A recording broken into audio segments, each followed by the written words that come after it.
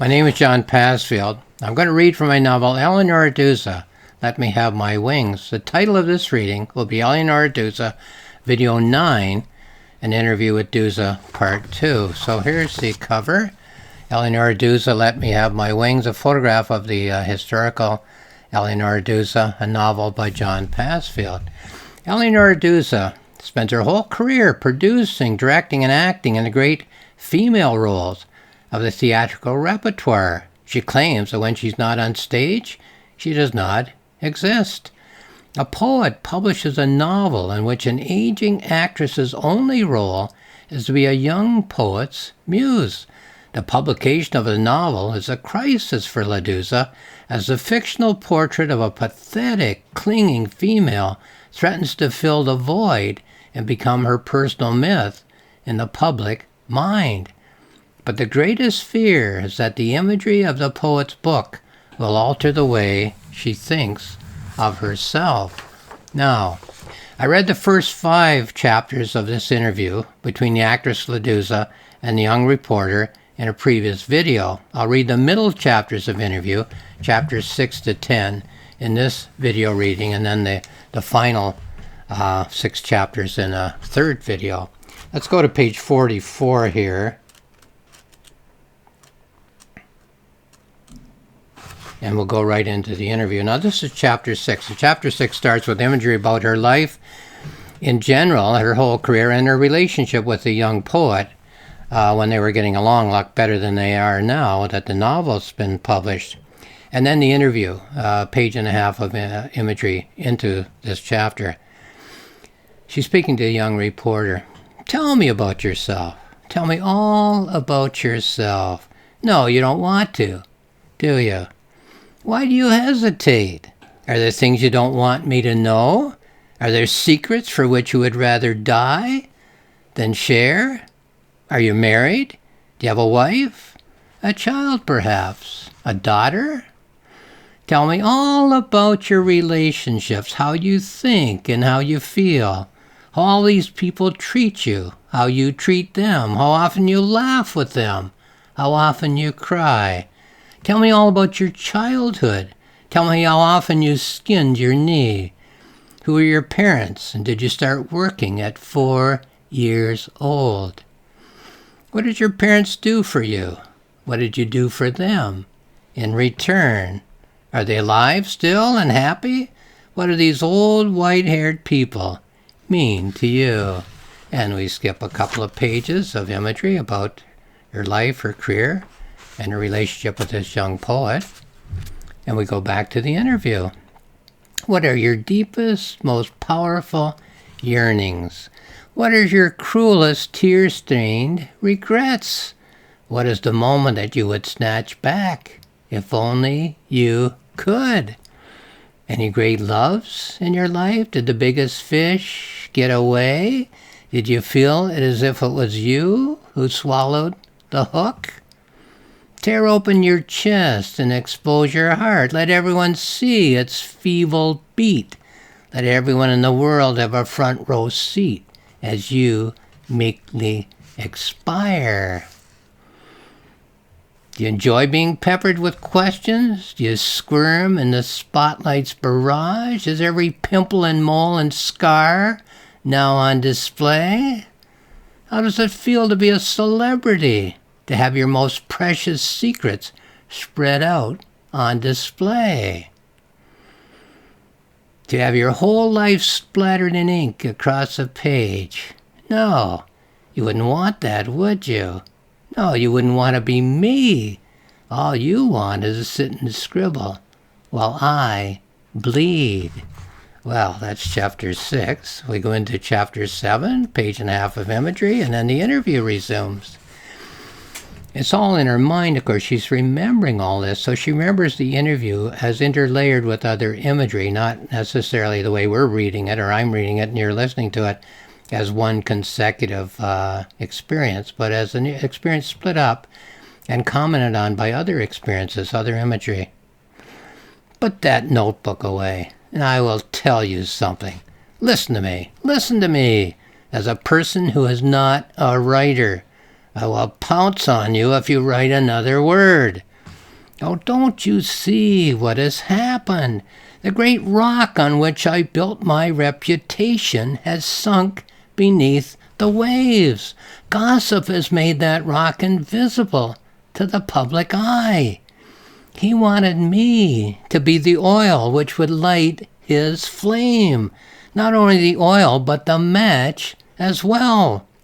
He was an empty vessel on a table in a darkened room. What could such a cipher write that would be worthwhile? He didn't want a Duse. He thought he wanted a Duse, but he had no conception of a Duse. He had me right in front of him and didn't see what you and I can see. He wanted a Bernhardt, not a Duse. He wanted a Sarah with all the flash and fireworks and spectacle. He wanted the bubbles on the surface of the stream. And finally, he realized his dream. He took his play to Sarah, his proper muse, a shallow character in a very shallow play. It was a true meeting of souls. He and Bernhardt, two shallow souls with the shallow roots of desert blooms.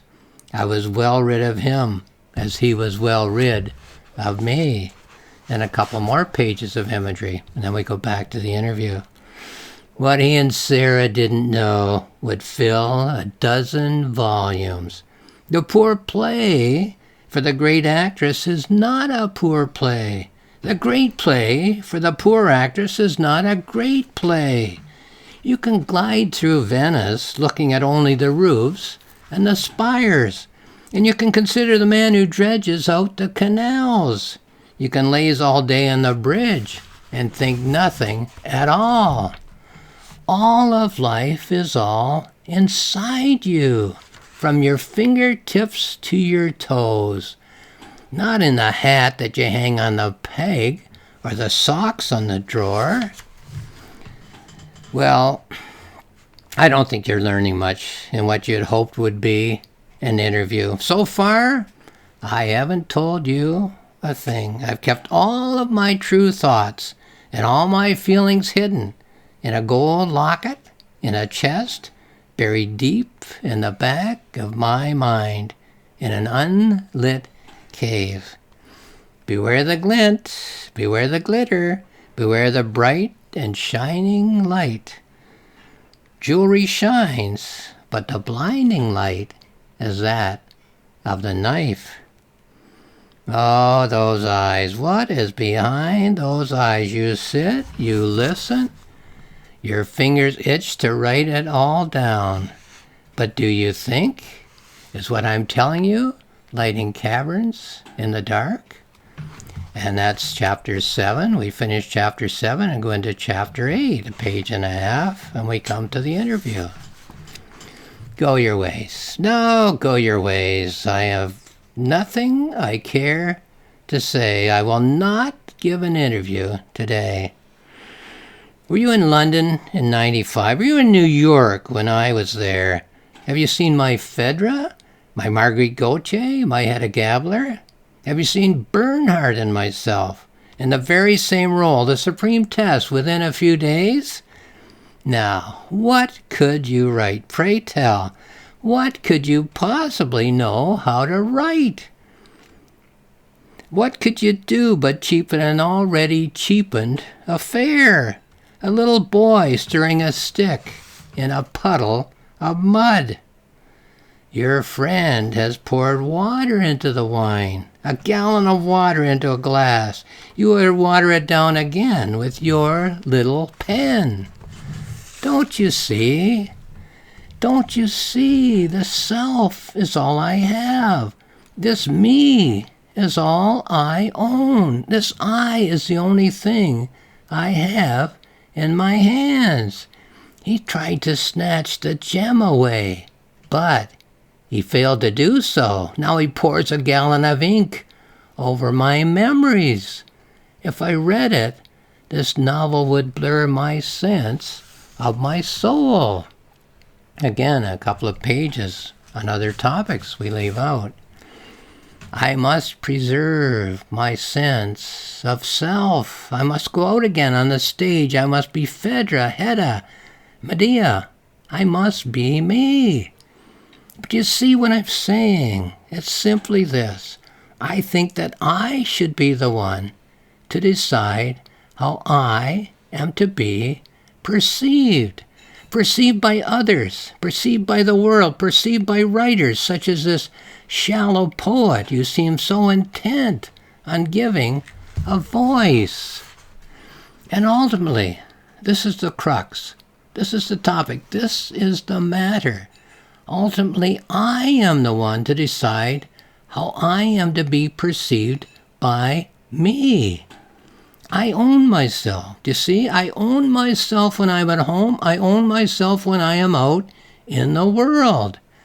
Would I not defend myself when out in public from a thief who attempts to snatch my purse?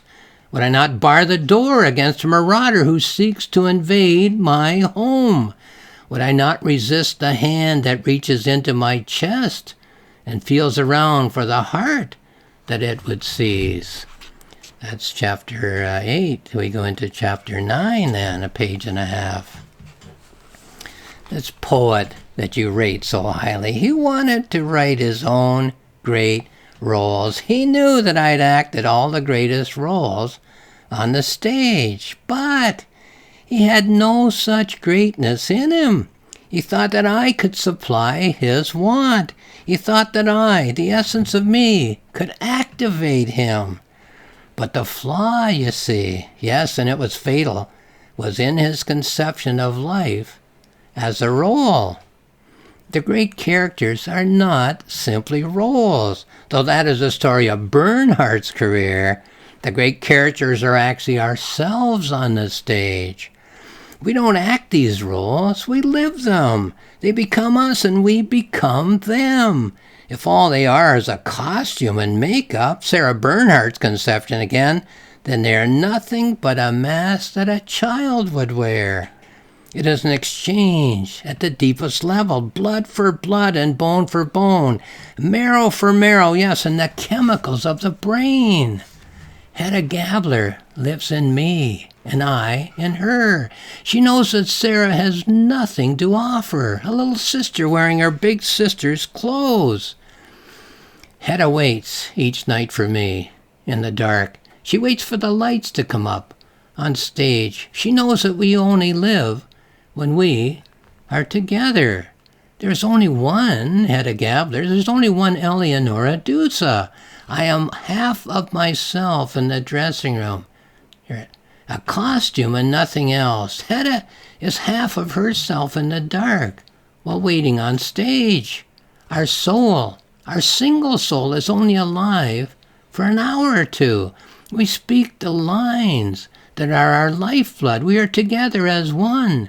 Again, we die as we take our bows at the end of the play. You seem like a very intelligent fellow. You have impressed me.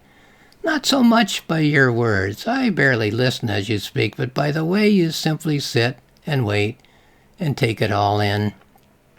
You're like that mirror over there, the big one on the wall near the clock. That mirror says nothing.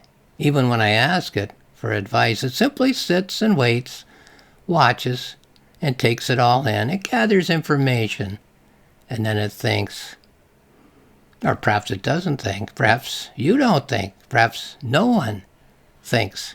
Perhaps everyone gathers information, baskets of information from the land, from the air, from the sea, and the information simply sits in the baskets, unused.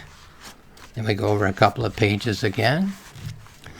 Oh, I don't think I'm making myself very clear. I don't think I'm getting through to you at all. A total failure to communicate on my part. For you to get to know me would be nothing. You must get to know yourself. That is what your paper-thin poet did not understand. Oh, he was shallow, miserably shallow. He sought to borrow a human essence, as one would borrow a cup of sugar at one store. He had no key to unlock the cupboard of the self. Oh, I should write a shallow book, not about me, but about your great poet. It would be shallow and sentimental and foolish and trite.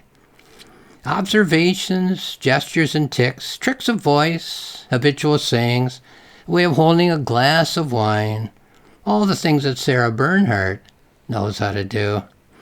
All the outside, all the surface, the costume hanging on a hook, exactly the hollow, shallow treatment he has given to me. I'll call it art. I'll call it great art. I shall give interviews galore. I'll say it's the essence of the man I used to know. And people like you, the popular press, will take me at my word, a little canary in a cage with a sign that says the eagle, the greatest of birds. People will line up and pay a penny to have a look. And that's chapter 9. And here's chapter 10, the last thing I'm going to read in this video. Do you see what has happened? I have not been a person to the public at all. The public craves personal trivia. It is Sarah's stock in trade, and the little scribbler has offered to fill the void. But who, then, am I, if not the creature in the novel? Who is it that lives and breathes inside this skin? Who is the creature that he utterly, willfully, tragically failed to perceive? I am nothing as I sit here in the public mind. Do you understand what I mean? I do not exist when I am not on the stage. Whatever he has written is a fiction, words from air, ink from an empty bottle, a character whom he has created for an imaginary stage. There are those of us who do not express ourselves in the language of the everyday. How I sit and sip my tea, how I talk to a young reporter? No. We express ourselves in the language of the great lives that we lead on the stage. I am not me when I eat my grapefruit. That me is the dressing gown, which I leave on a hook on the dressing room door. That is the me that you are interviewing now. A couple of pages more of imagery we let go. Don't make the mistake that he has made. If what you say about the novel is true, don't write of a dressing gown draped over an empty chair, while the real me is expressed in Phaedra, Iphigenia, Lady Macbeth, alive on the stage. Don't you hear as you sit and listen in this room, this empty dressing room, the great applause and the endless cheers? Don't you want a seat on the balcony? Don't you want to see the real me, the essence, the core, the root, as I live, really, truly live, on the stage? I've been animated by Racine, by Corneille, by Shakespeare himself. How could I have been brought to life by a petty scribbler who couldn't tell a bauble from a gem? No, I have never read a novel. I have no interest at all. How could I read a shallow fiction when I have lived all the great roles? He couldn't climb with me to the heavens. He couldn't descend with me to the pit. So what do you think are the chances then for you? No, you don't want to interview me. It is a briar of tangled thorns, a crevice in a field of ice, a valley deeper than the one they call death in the United States. And that's the interview in chapter 10, and I'll stop there.